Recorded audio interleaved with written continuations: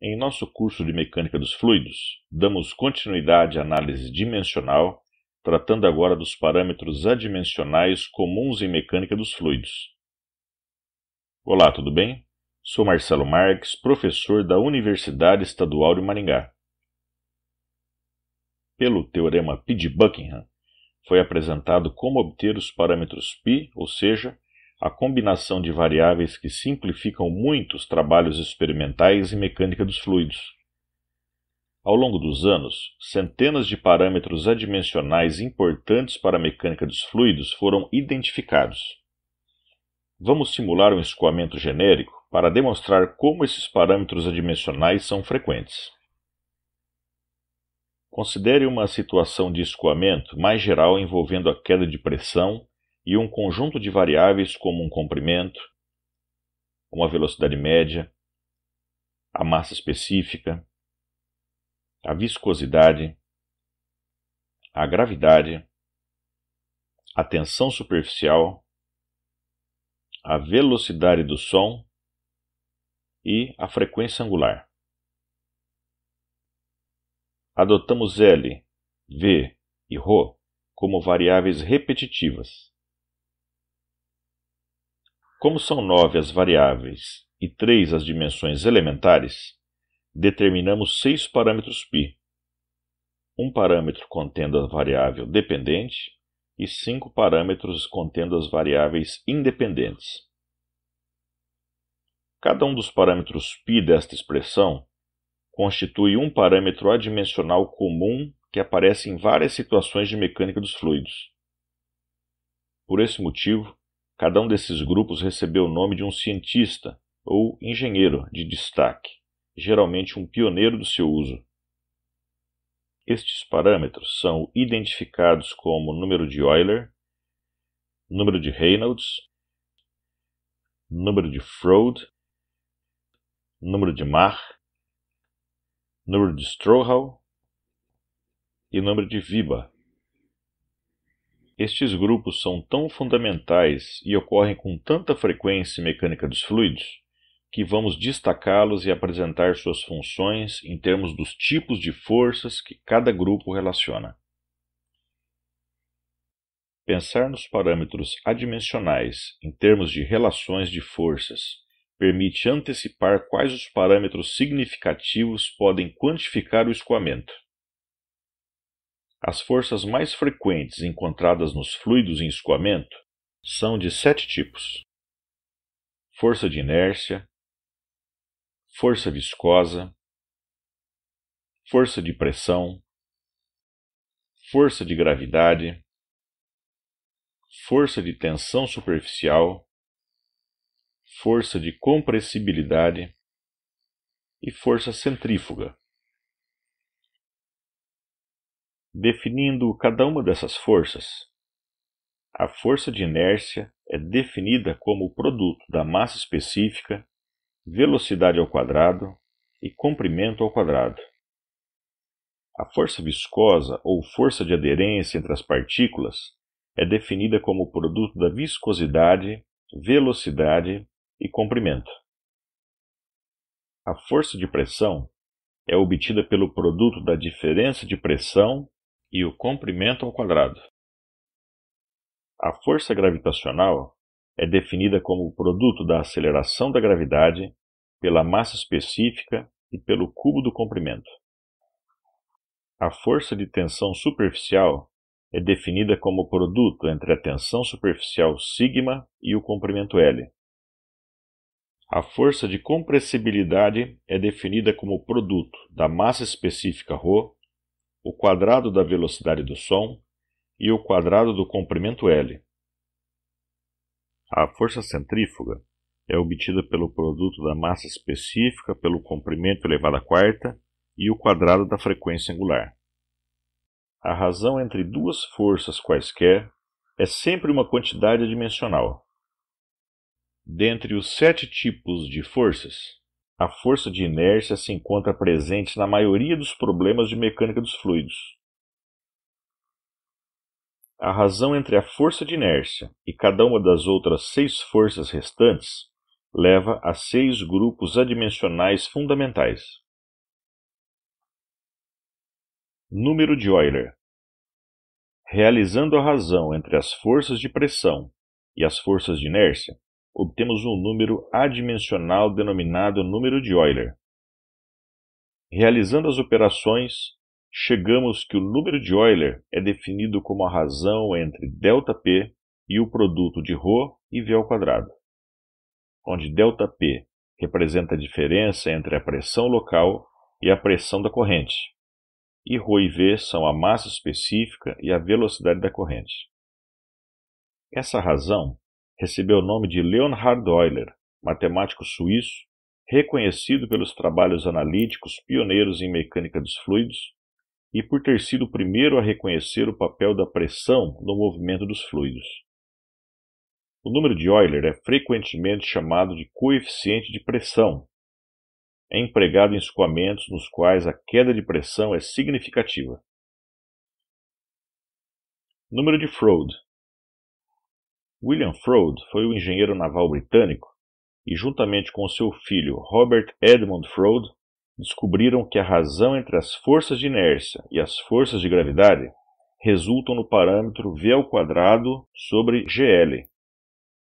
Como se trata de uma quantidade adimensional, decidiu-se extrair a raiz quadrada do numerador e do denominador, de modo a poder trabalhar com a velocidade V no numerador, resultando que o número de Froude é dado pela razão entre a velocidade V e a raiz quadrada do produto de L e G. Inércia nos remete ao movimento que nos lembra energia cinética. Força gravitacional nos lembra energia potencial. Portanto, o número de Froude pode ser interpretado como um número que relaciona a energia cinética e a energia potencial em um escoamento. Podemos também interpretar o número de Froude em termos da relação entre a velocidade do escoamento e a celeridade. Celeridade é a velocidade de propagação de uma onda no fluido. Por exemplo, quando uma pedra é jogada na água, a superfície livre se perturba, se formam pequenas ondas. Celeridade é a velocidade de propagação daquelas ondas. O número de Froude classifica o regime de escoamento em subcrítico, supercrítico e crítico. O regime crítico ocorre quando Froude igual a 1. Nessa situação, há equilíbrio entre as forças de inércia e as forças de gravidade, e a velocidade do escoamento passa a ser igual à celeridade. Quando Froude é menor do que 1, dizemos que o regime é subcrítico ou fluvial, e o escoamento é dominado mais pelas forças gravitacionais do que pelas forças inerciais, ou seja, o escoamento é dominado mais pela energia potencial do que pela energia cinética. Assim, temos níveis d'água maiores e velocidades menores. Quando Froude é maior do que 1, temos regime supercrítico ou torrencial, onde as forças inerciais e a energia cinética dominam as forças gravitacionais ou a energia potencial, como nos rios de montanha, vertedores, cachoeiras e enxurradas. Número de Viba. O número de Viba é a razão entre as forças de inércia e as forças de tensão superficial. Resolvendo a razão, concluímos que o número de Viba é dado pela razão entre o produto de ρ, V² e L sobre a tensão superficial sigma. A tensão superficial na superfície de uma gota é o que determina a sua forma. O número de Viba faz referência ao alemão Moritz Viba e seus estudos publicados na década de 1930. Viba desenvolveu as leis de semelhança em sua forma moderna, as quais serão tema de nosso próximo módulo. Curiosamente, foi Viba quem deu os nomes de Reynolds e Froude aos números adimensionais.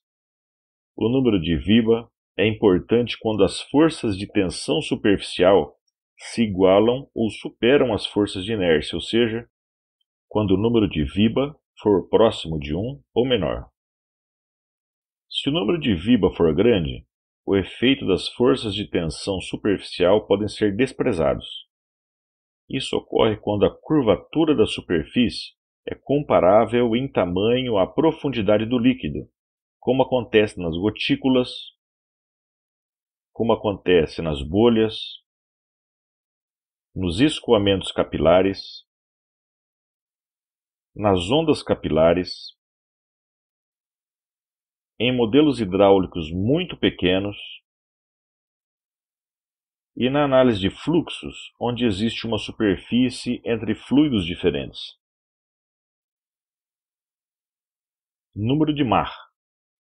O número de Mach foi devido aos estudos do físico austríaco Ernst Mach, publicados na década de 1880. O número de Mach é a razão entre as forças de inércia e as forças de compressibilidade. Realizando as operações, concluímos que o número de Mach é definido como a razão entre a velocidade do fluido e a velocidade do som no fluido. Se trata de um número adimensional utilizado em escoamentos de velocidades elevadas e indica se os efeitos da compressibilidade do fluido devem ser levados em conta. A velocidade do fluido, para aplicações do número de Mach, recebe o nome de velocidade Mach. A velocidade Mach representa quantas vezes a velocidade do corpo em movimento superou a velocidade do som.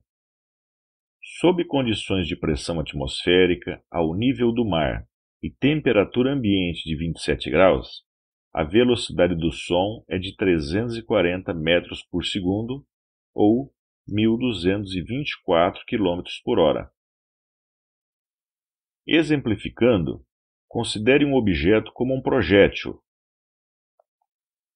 Pode ser também um avião ou pode ser também um foguete.